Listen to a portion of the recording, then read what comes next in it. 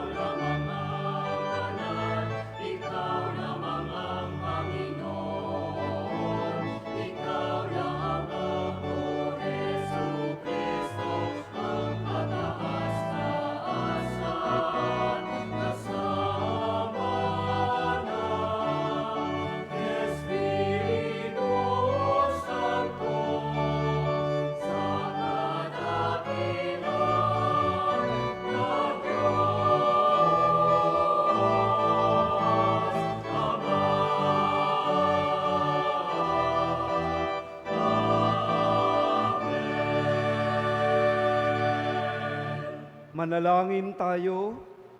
Ama naming makapangyarihan, loobin mo kami tuwangan ng banal na panalangin ng mahal na Berhen, ang mahal na ina ng kapayapaan at mabuting paglalakbay, upang kami lumaya sa lahat ng panganib at makapanatili sa iyong kapayapaan sa pamagitan ni Hesukristo, kasama ng Espiritu Santo, magpa sa walang hanggan. Amen.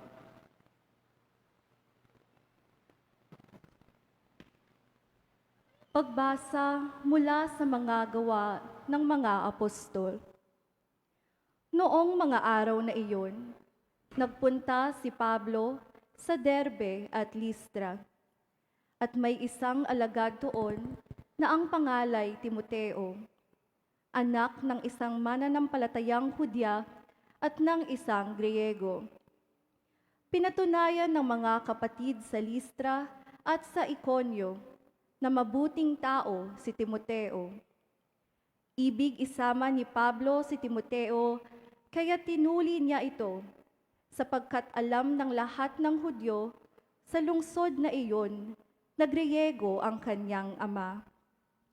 Sa bawat lungsod na kanilang dinalaw, ay ipinaalam nila sa mga kapatid ang pasya ng mga apostol at matatanda sa Jerusalem, at iniutos na sundin iyon. Kaya tumibay sa pananampalataya ang mga kaanib ng bawat simbahan at dumarami ang bilang ng mga alagad araw-araw. Naglakbay sina Pablo sa lupain ng Frigia at Galacia, sapagkat sinansala sila ng Espiritu Santo na mangaral sa Asya. Pagdating sa hangganan ng Misiya, ibig sana nilang pumasok sa Bitinia, subalit hindi sila pinahintulutan ng Espiritu ni Jesus. Kaya't bumagtas sila ng Misiya at nagtungo sa Troas. Kinagabihan, nagkaroon si Pablo ng isang pangitain. May isang lalaking taga-Macedonia nakatayo at namamanhik sa kanya. Tumawid po kayo rito sa Macedonia at tulungan ninyo kami. Pagkatapos ng pangitaing ito, gumayak kami agad sapagkat natanto namin kami tinatawag ng Diyos upang ipangaral sa Macedonia ang mabuting balita. Ang salita ng Diyos. Salamat sa Diyos.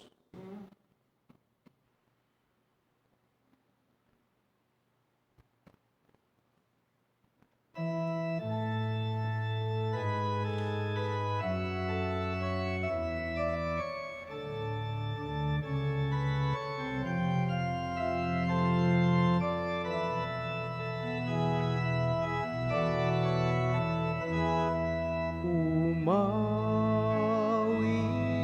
sa Diyos ng awa, ang gawain niya'y dakila.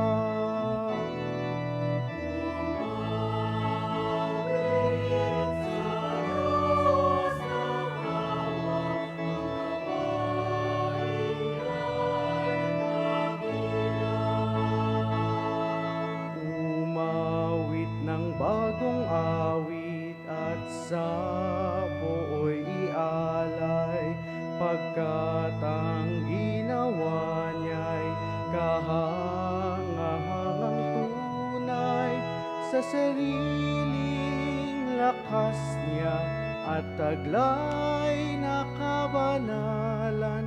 Walang hirap na natamo, yaong hangad na tagumpay.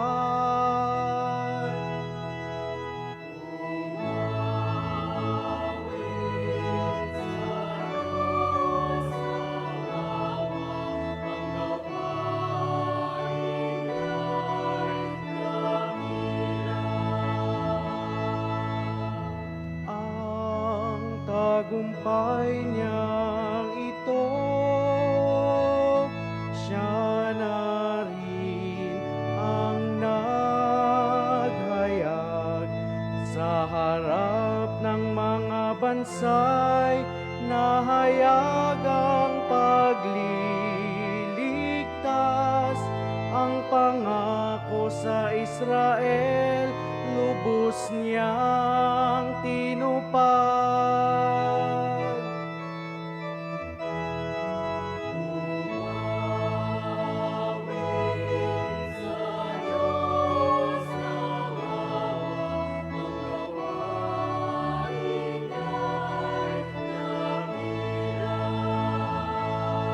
Tapat siya sa kanila at ang pag-ibig ay wagas, ang tagumpay ng ating Diyos kahit saay na malas, magkaingay na may galak ang lahat sa daigdig, ang poon ay buong galak na purihin sa pag-awit.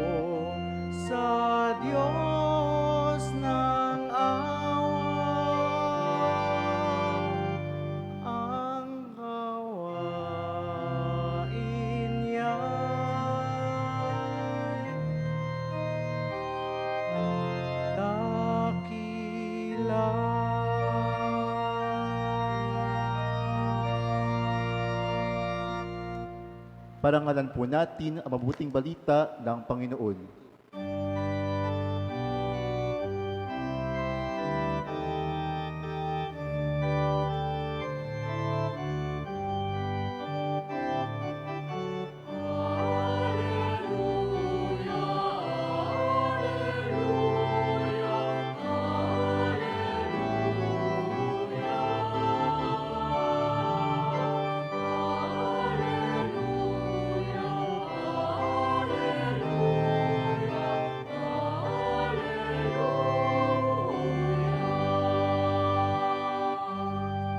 Kayong kay Kristo na buhay ay sa langit nakalaan upang kay Kristo pumisan.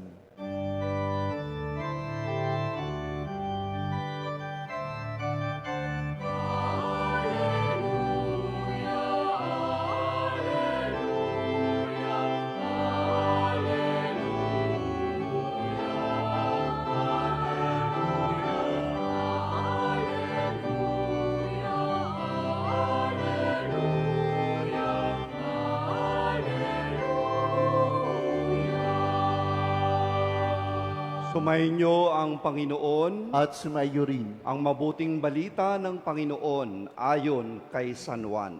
papuri sa iyo, Panginoon.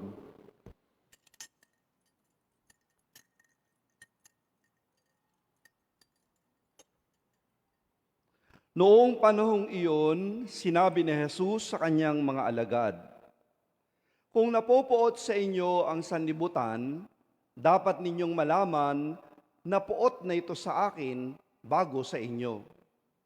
Kung kayo nga'y sa sanlibutan, iibigin kayo nito bilang kanya. Ngunit yamang hindi kayo sa sanlibutan, kundi pinili ko mula rito, ito'y napopoot sa inyo. Alalahanin ninyo ang sinabi ko sa inyo, walang aliping higit kaysa kanyang Panginoon. Kung ako'y inusig nila, uusigin din nila kayo. Kung tinupad nila ang aking salita, tutuparin din nila ang salita ninyo. Ngunit ang lahat ng ito'y gagawin nila sa inyo dahil sa akin, sapagkat hindi nila nakikilala ang nagsugo sa akin." Ang mabuting balita ng ating kaligtasan. Pinupuri ka namin, Panginoong Hesukristo. Muli po, magandang umaga po sa inyong lahat at welcome sa Dambana, pambansang Dambana ng Berhen ng Kapayapaan at Mabuting Paglalakbay. Magandang umaga rin po, Father. O hindi naman yun ang bati ko sa iyo, ha? Iba yata. Gusto ko po magsimula po tayo ng masaya, no? Sa pagninilay po nating ito. Natatandaan niyo po ba yung pamilyar na awit na ito? Magbihis na kayo ng pinakamaganda at kayong lahat ay sa amin sumama. Bakit, saan ba tayo pupunta? Sa Antipolo na laging masaya tayo na sa Antipolo at dooy maligo tayo sa batis na kung tawagin ay hinulugang taktak at dooy tayo'y kumain ng manggasuman, kasoy at balimbing. Kaya't magmadali ka at tayo'y tutuloy na sa Antipolo. Wala ba kayong mga kamay? Alam nyo, taon-taon po ako'y umaakyat dito sa Antipolo at hindi po ako pumapalya niyan. No?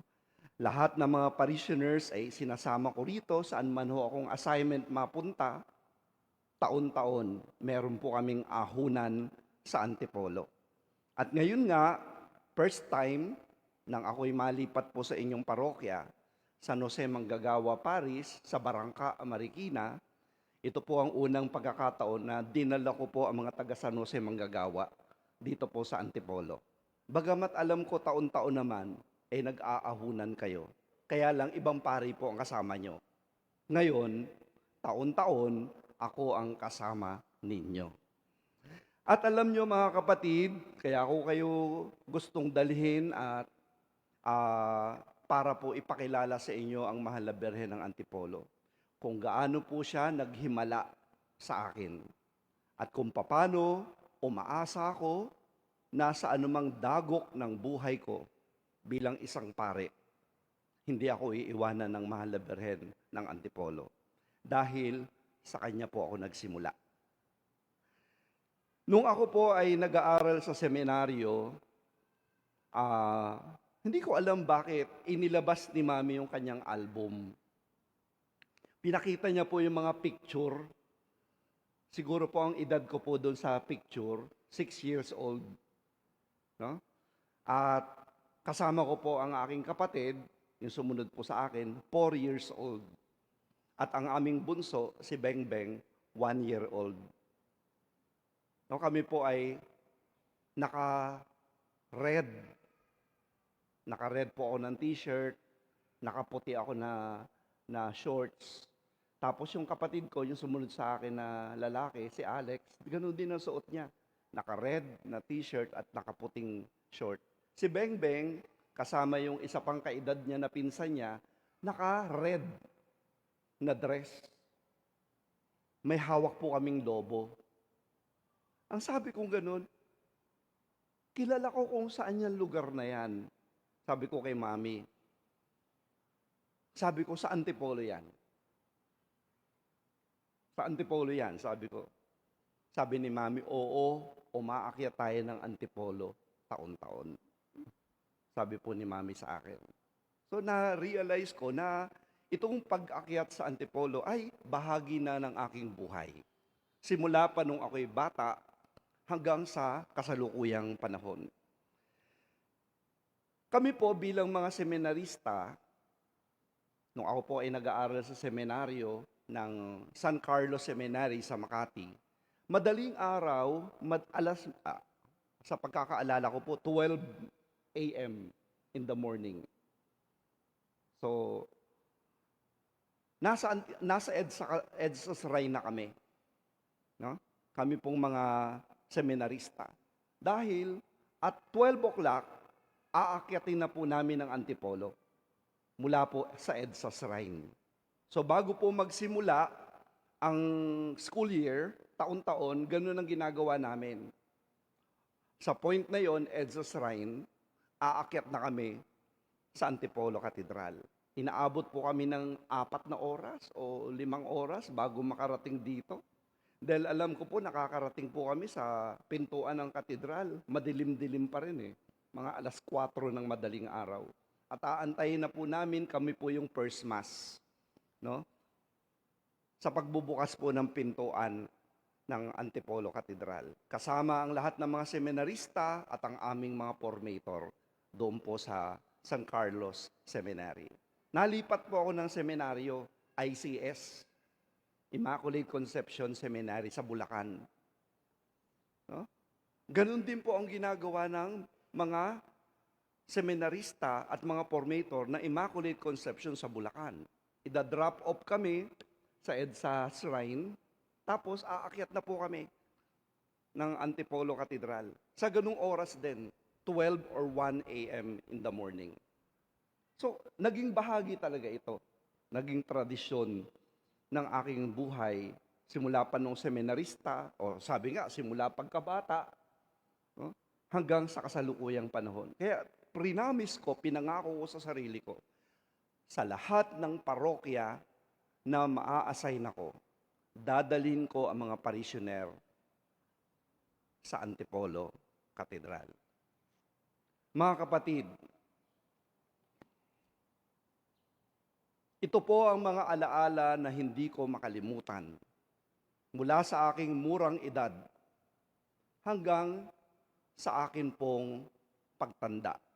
Hinubog ako ang aking buhay pananampalataya ng malalim na debosyon at pagmamahal sa Birhen ng Antipolo. At very timely, mga kapatid, May 9 po ngayon. Sa Lunes, kami po ay magpipilgrimage. Ang pupuntahan po namin, Lisbon, France, Saragossa, Italy at Rome. Puros mga Marian sites po yun. No?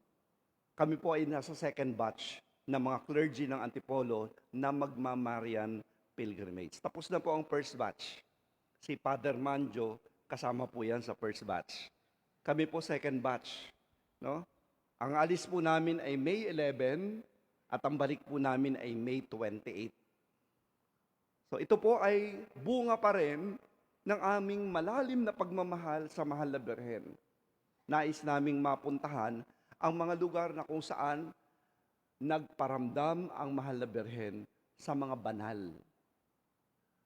Iniisip ko po mga kapatid, makikita ko yung incorrupt body ni Saint Bernadette Subiru, yung incorrupt body ni Saint Catherine Labor, yung incorrupt body po ni Saint John Marie Vianney, yung incorrupt body po ni San Carlo Acutis.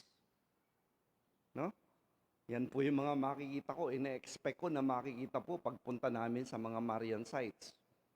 Kung saan itong mga banal na santong ito ay tinawag, hinirang ng Diyos para maglingkod sa Panginoong Hesukristo at mag-alay ng kanyang buhay para sa simbahan.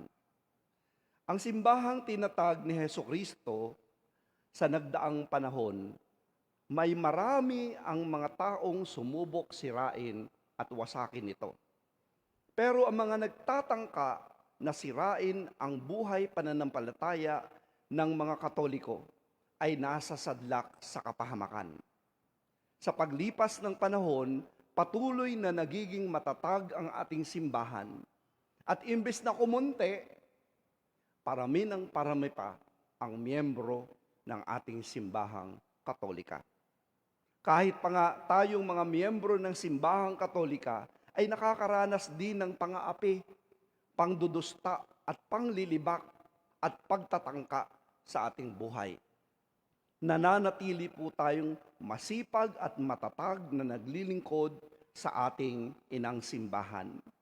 Hindi lang po sa labas ng simbahan nakakaranas ng pagtatangka ang ating simbahang Katolika. Sinusubok din ang ating buhay pananampalataya sa loob mismo ng ating simbahan. Nakakaranas din po tayo ng hindi magandang karanasan sa loob mismo ng ating buhay paglilingkod. Kapag ang ating mga kaparian ay nakikitaan po ninyo ng hindi maganda at mabuting halimbawa, na-eskandalo po kayo. Maging tayo bilang mga mananampalataya ay may pagkukulang din. Ang atin pong kalamigan sa pagsasabuhay ng ating pananampalataya. Ang ating katamaran sa pakikiisa sa mga gawaing pangsimbahan. At maging ang ating hindi magandang halimbawa sa ating mga kasamahan.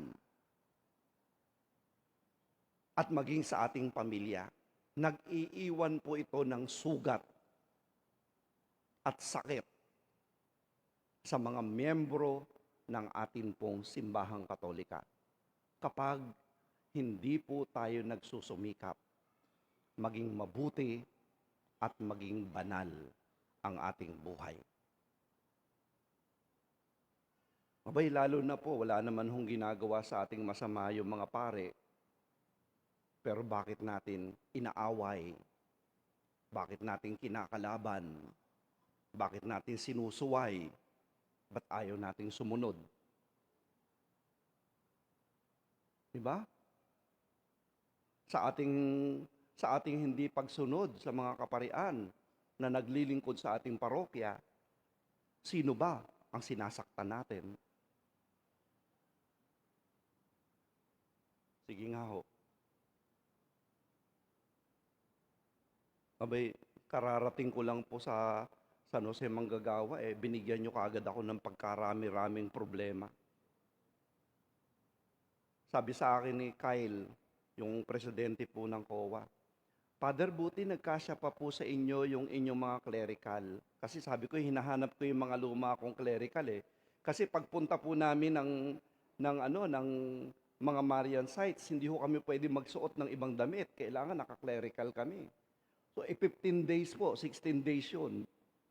Kaya pati yung mga luma kong clerical shirt, pinaghahanap ko lahat sa aking baul para madala ko at mabaon doon po sa pagpunta po namin sa Europe. Sabi sa akin ni Kyle, Father, buti nagkasya pa po sa inyo yung inyong mga clerical.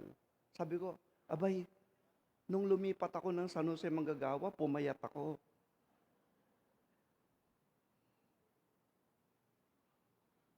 Pumayat ako, kaya nagkasya na sa akin lahat ngayon.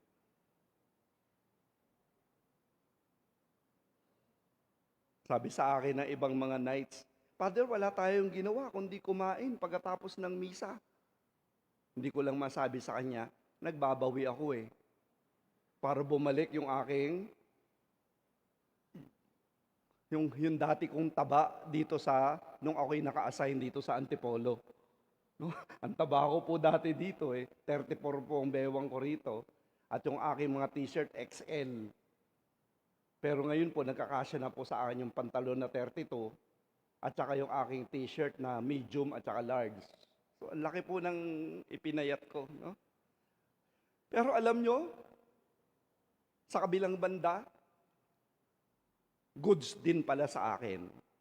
Kasi lalo na nung ma-diagnose po na ako po ay borderline sa sugar, sa aking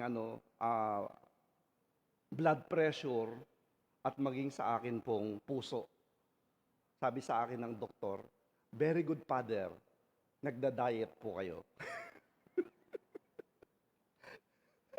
Kala ko po mga kapatid, yung pagda-diet ko po, forced diet. Hindi po tawag dito kusang loob. Anyway, sa atin pong paglilingkuran sa isa't isa, napakahalaga po yung pagsusumikap po natin na maging mabuting halimbawa sa isa't isa. Pakatatandaan po natin mga kapatid, ang ating buhay paglilingkod ay hindi po nating gawain.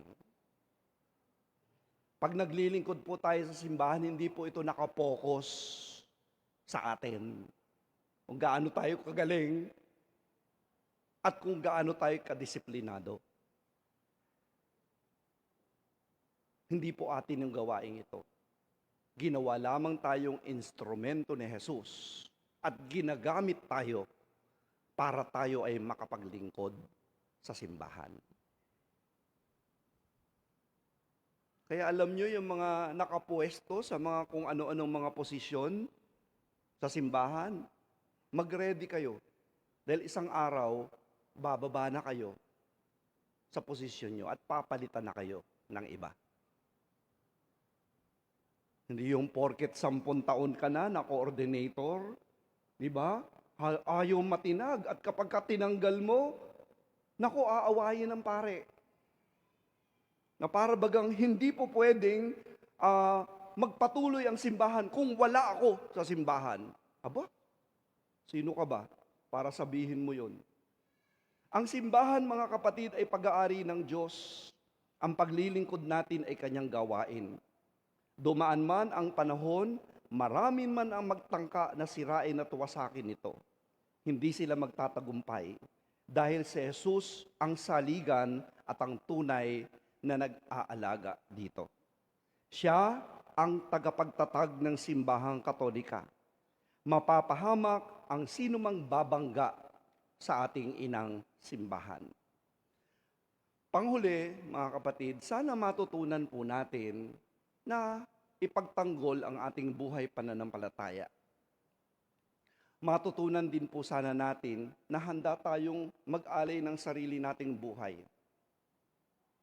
para sa Diyos at para ipagtanggol ang kapakanan ng ating sambayanang Kristiyano. Ito po ang tunay na diwa at kahulugan ng ating paglilingkod sa ating inang simbahan. Amen. Tumayo tayo. Mga kapatid, manalangin tayo sa makapangyarihan at mapagmahal na Ama na pumili kay Maria, ang mahal na ina ng kapayapaan at mabuting paglalakbay, upang maging huwaran natin sa pagsunod sa kanyang kalooban at nakiisa sa misyon ng pagpapalaganap ng mabuting balita na siyang hamon sa ating lahat. Sa bawat panalangin ang ating pong itutugon, Diyos ng kapayapaan at pag-ibig, dinggin mo kami. Ulitin natin. Diyos ng kapayapaan at pag-ibig, dinggin mo kami.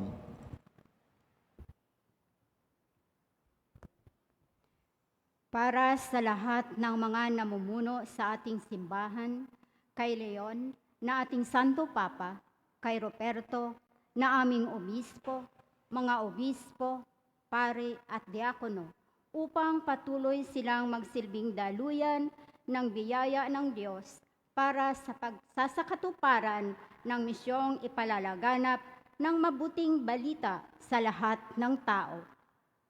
Manalangin tayo sa Panginoon. Diyos ng kapayapaan at pag-ibig, dinggin mo kami.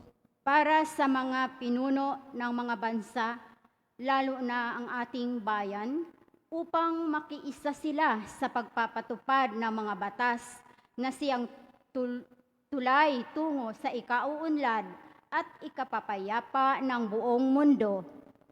Manalangin tayo sa Panginoon. Diyos ng kapayapaan at pag-ibig, dinggin mo kami.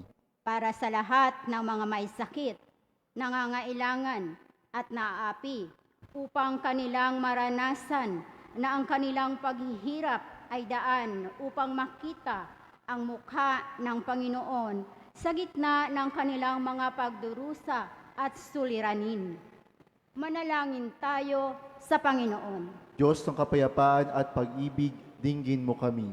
Para sa ating lahat na naririto, na namimintuho sa mahal na ina ng kapayapaan at mabuting paglalakbay, upang sa ating pagsamba sa Panginoon ay makaranas tayo ng tunay na kapayapaan sa ating mga sarili, nang sa gayon ay sama-sama nating matahak ang banal na paglalakbay tungo sa kanyang kaharian.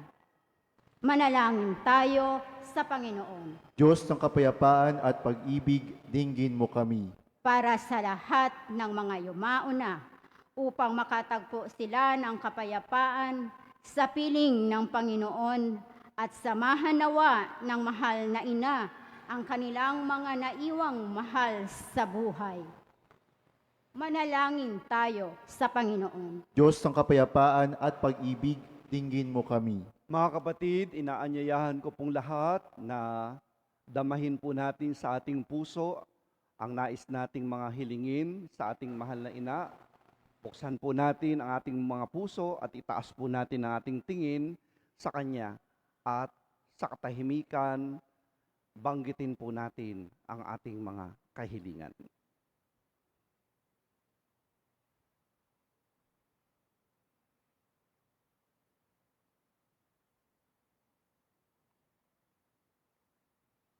O Diyos na mapagmahal at bukal ng pagkakaisa, pakinggan mo ang aming mga panalangin. Pagkaisahin mo kami sa iyong pag-ibig upang ang kapayapaang aming minimithi ay tunay na manahan sa amin, sa aming bayan at sa buong mundo. Sa tulong at panalangin ng Berhen ng Antipolo, hinihiling namin to sa pamagitan ni Jesucristo na aming Panginoon. Amen.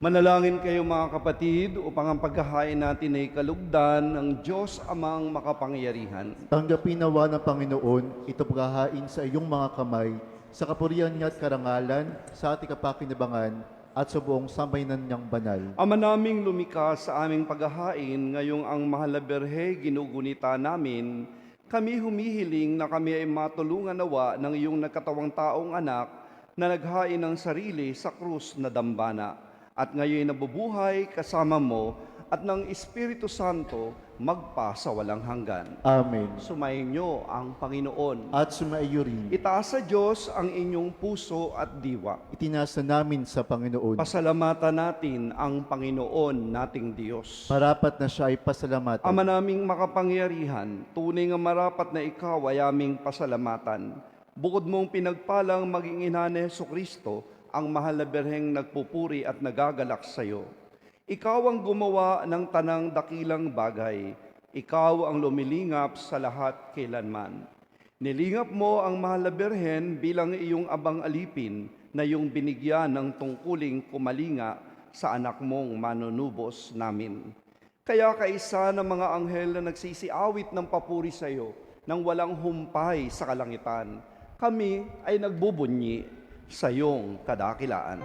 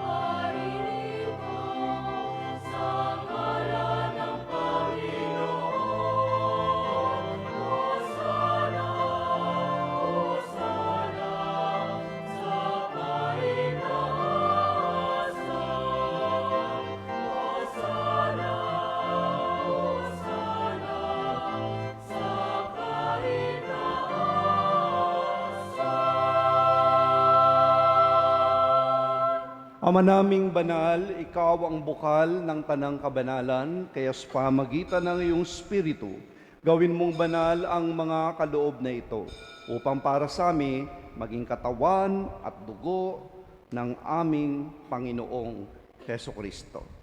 Bago niya pinagtiisang ko sang loob na maging handog, hinawakan niyang tinapay, pinasalamatan kanya, pinaghati-hati niya yon, iniabot sa kanyang mga alagad at sinabi, tanggapin ninyong lahat ito at kanin. Ito ang aking katawan na ihahandog para sa inyo.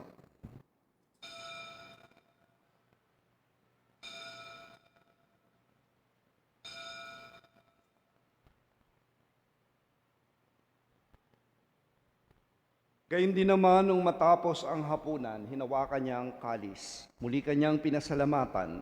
Iniabot niya ang kalis sa kanyang mga alagad at sinabi, tanggapin ninyong lahat ito at inumin. Ito ang kalis ng aking dugo, ng bago at walang hanggang tipan. Ang aking dugo na ibubuhos para sa inyo at para sa lahat sa ikapagpapatawad ng mga kasalanan. Gawin ninyo ito sa pag-alaala sa akin.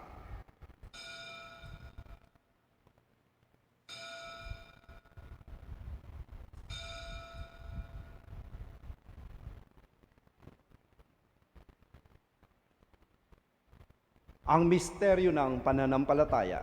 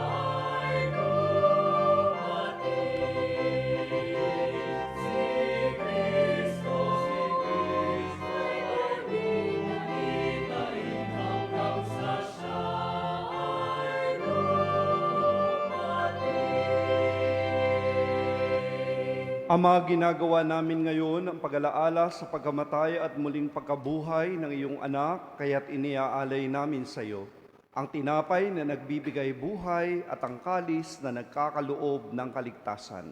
Kami nagpapasalamat dahil kami iyong minarapat na tumayo sa harap mo para maglingkod sa iyo. Sinasamo namin kaming magsasalo-salo sa katawan at dugo ni Kristo ay mabuklod sa pagkakaisa sa pamamagitan ng Espiritu Santo.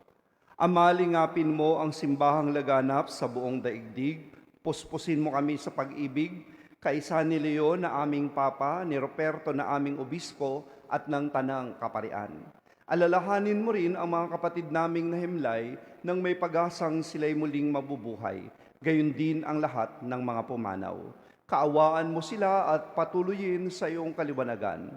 Kaawaan mo at pagindapatin kaming lahat na makasalo sa iyong buhay na walang wakas. Kaisa ng Mahal na Birheng Maria na Ina ng Diyos ni San Jose, ang kanyang kabiyak ng puso, kaisa ng mga apostol at lahat ng mga banal na namuhay sa daigdig na ito na kalugod-lugod sa iyo. May pagdiwang nawa namin ang pagpupuri sa ikararangal mo sa pamagitan ng iyong anak na aming Panginoong Hesukristo. Sa pamamagitan ni Kristo, kasama niya at sa Kanya, ang lahat ng parangal at papuri ay sa iyo, Diyos Amang makapangyarihan, kasama ng Espiritu Santo, magpasawalang hanggan.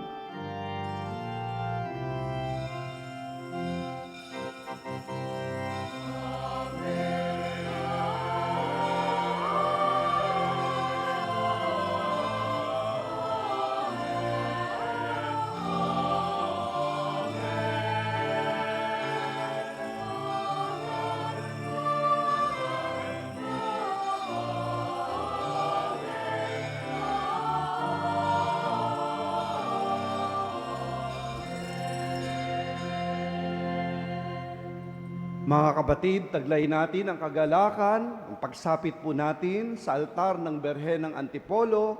Tayo po ay inaanyahang magkaisa sa ating mga panalangin. Awitin natin ang Ama namin.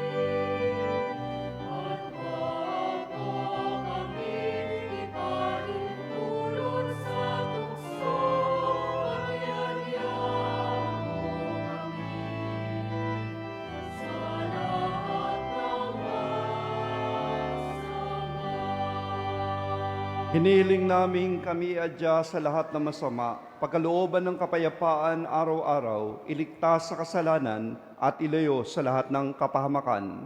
Samantalang aming pinananabikan ang dakilang araw ng pagpapahayag ng tagapagligtas naming si Heso Kristo.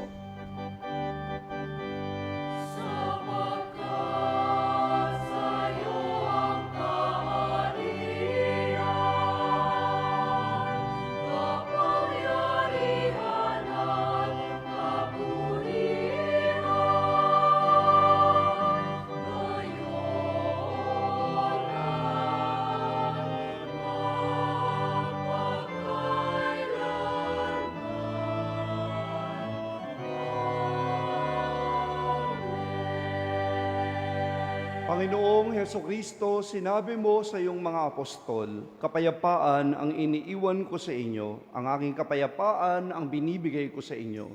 Tunghayan mo ang aming pananampalataya at huwag ang aming mga pagkakasala. Pagkalooban mo kami ng kapayapaan at pagkakaisa ayon sa iyong kalooban, kasama ng Espiritu Santo, magpa sa walang hanggan. Amen. Ang kapayapaan ng Panginoon naway sumainyong lahat. At sumaiyo rin. Mga kapatid, magbigayan po kayo ng kapayapaan ni Kristo sa isa't isa. Peace be with you. Kapayapaan po sa lahat.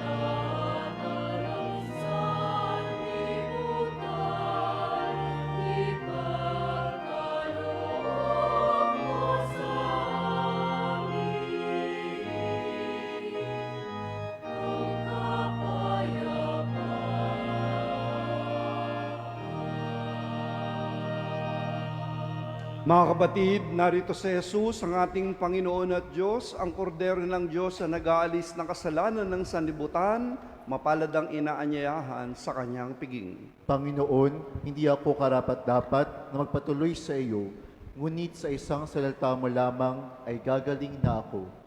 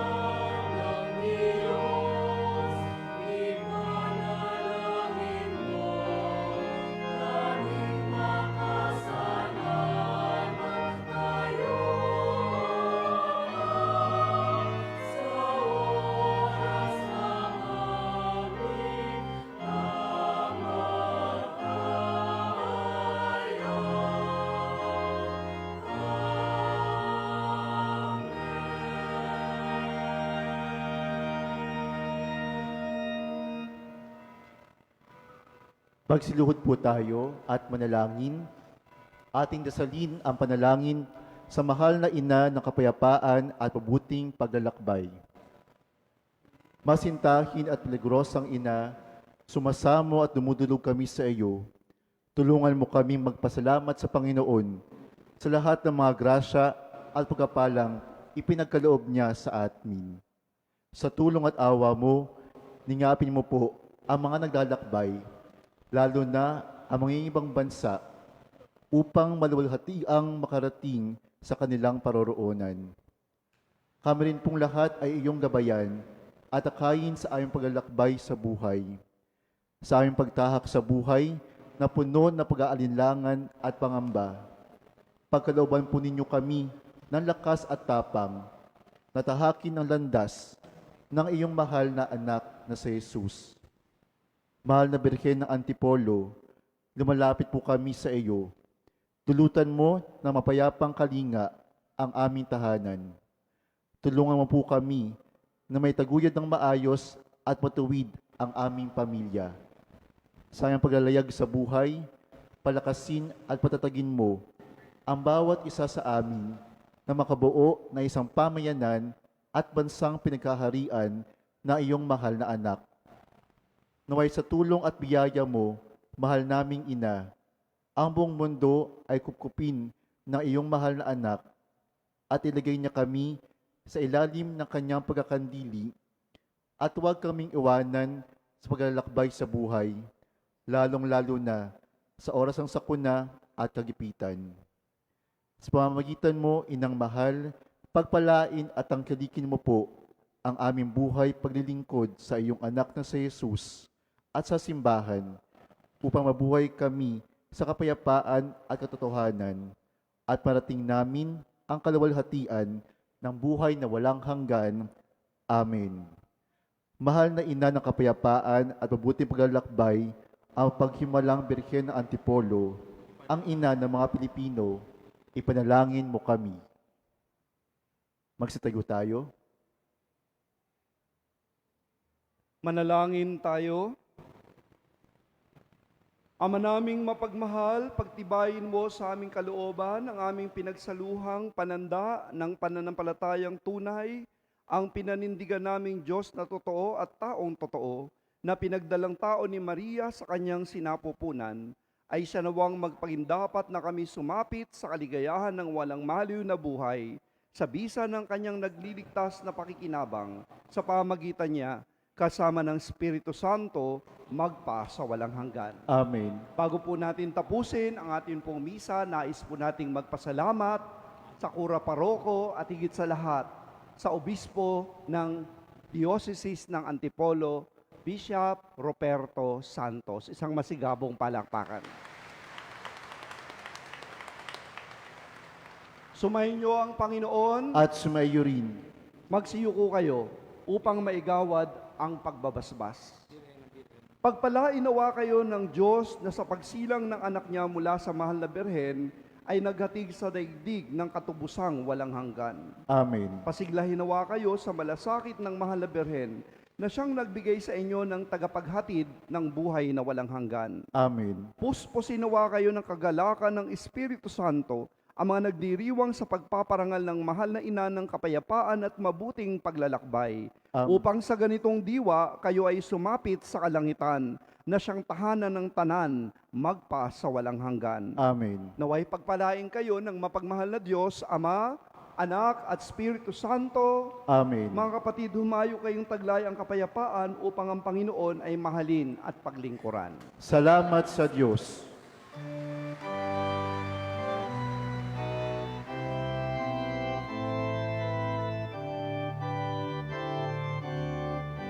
Salve Regina.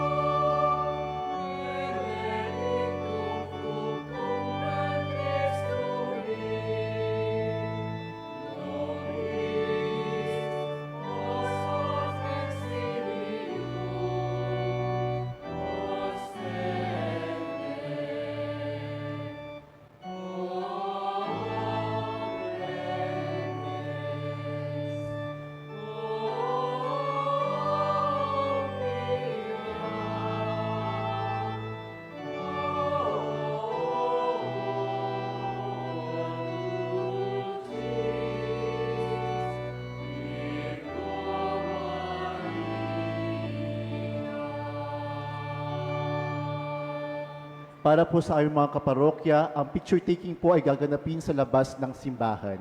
Maraming salamat po. Muli, ang ating picture taking ay gaganapin sa labas po ng ating simbahan. Maraming salamat po.